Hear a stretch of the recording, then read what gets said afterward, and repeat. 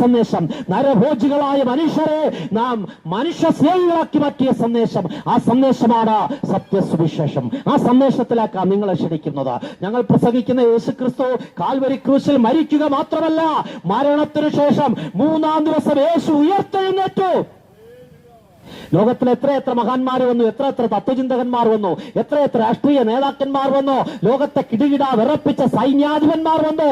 എന്നാ സകലരും കല്ലറകൾ കൊണ്ടൊരുങ്ങി, സകല പ്രവാചകന്മാരുടെയും കല്ലറകൾ അടഞ്ഞുകിടക്കുന്നു. എന്നാൽ ഈ തെരുക്കോണിൽ നിന്നുകൊണ്ട് വിളിച്ചു പറയുന്നു, തുറന്നു കിടക്കുന്ന ഒരേ ഒരു കല്ലറ അവിടെ ഇങ്ങനെ എഴുതിയിരിക്കുന്നു, അവൻ ഇവിടെ ഇല്ല, അവൻ ഉയർത്തെഴുന്നേറ്റിരിക്കുന്നു. അത് യേശുവിന്റെ കല്ലറയാണ്. യേശു ഉയർത്തെഴുന്നേറ്റുന്നും ജീവിക്കുന്നു. അതുകൊണ്ട് ഞങ്ങൾ പറയുന്നു, ക്രിസ്തുവിൽ വിശ്വസിക്കുന്നവർക്ക് ഒരു ഉയർത്തെഴുന്നേൽപ്പുണ്ട്. മരണത്തിനപ്പുറം ഒരു നിത്യസന്തോഷവും നിത്യാനന്ദവും മനുഷ്യനെ ദൈവം വെച്ചിട്ടുണ്ട്. യേശു ഇങ്ങനെ പറയുന്നു, ഞാൻ തന്നെ ജീവനും പുനരുദ്ധാരവുമാകുന്നു. ക്രിസ്തുവിൽ വിശ്വസിക്കുന്നവർ മരിച്ചാലും ജീവിക്കും. മരണത്തിനപ്പുറവും ഒരു ജീവിതം വാഗ്ദാനം ചെയ്യുന്ന, നിത്യജീവൻ വാഗ്ദത്തം ചെയ്യുന്ന സത്യസുവിശേഷമാണ് ഞങ്ങൾ നിങ്ങളോട് വിളിച്ചു പറയുന്നത്.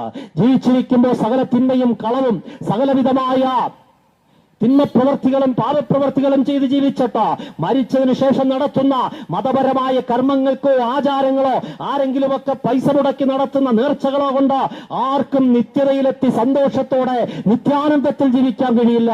അത് സാധ്യമാകുന്നത് ഇവിടെ ഇപ്പോൾ ക്രിസ്തുവിനോടൊപ്പം ജീവിക്കുന്നവർക്ക്. ദൈവത്തിലേക്കുള്ള ഏകവഴി ക്രിസ്തുവാണ്. അവനാണ് വഴിയും സത്യവും ജീവനും. ക്രിസ്തുവിലൂടെ അല്ലാതെ മറ്റൊരു വഴിയിലൂടെയും ആർക്കും ദൈവസന്നിധിയിൽ എത്തിച്ചേരാൻ കഴിയില്ല. അങ്ങനെ ക്രിസ്തുവിലൂടെ ദൈവസന്നിധിയിൽ ചെന്ന ദൈവത്തോടൊപ്പം ജീവിക്കുന്ന വ്യക്തിക്ക് മരണശേഷവും നിത്യമായ ആനന്ദത്തോടെ നിത്യജീവനിൽ ജീവിക്കാൻ കഴിയും. അല്ലാതെ ആർക്കും നിത്യമായ ജീവിതത്തിൽ എത്തിച്ചേരാൻ കഴിയില്ല എന്ന വേദപുസ്തകം അടിവരയിട്ട് പഠിപ്പിക്കുകയാ. ഇന്ന് പകൽ ഞങ്ങൾ നിങ്ങളോട് പറയട്ടെ, നിങ്ങൾക്കും മരണത്തിനപ്പുറമുള്ള നിത്യാനന്ദം അനുഭവിച്ച നിത്യസ്വർഗത്തിൽ നിത്യ ആനന്ദത്തിൽ ജീവിക്കുവാൻ ഒരു മാർഗമുണ്ട്, ക്രിസ്തു എന്ന മാർഗം. ആ മാർഗത്തെ കുറിച്ച് പറയുന്നു, ഇതാകുന്നു സുപ്രസാദകാലം, ഇപ്പോഴാകുന്നു രക്ഷാദിവസം. ഈ ശരീരത്തിലിരിക്കുമ്പോ നിങ്ങൾ രക്ഷയുടെ ഈ അനുഭവത്തിലേക്ക് വരണം. മരണം എല്ലാവരുടെയും പുറകെ യാത്ര ചെയ്യുകയാ. എപ്പോ വേണമെങ്കിലും മരണം നമ്മെ തേടി വരാം. അത് വീട്ടിൽ വെച്ചോ, സ്കൂളിൽ വെച്ചോ, ചന്തയിൽ വെച്ചോ, പള്ളിയിൽ വെച്ചോ, അല്ലെങ്കിൽ ആരാധനാലയങ്ങളിൽ വെച്ചോ, യാത്രയുടെ നടുവിലോ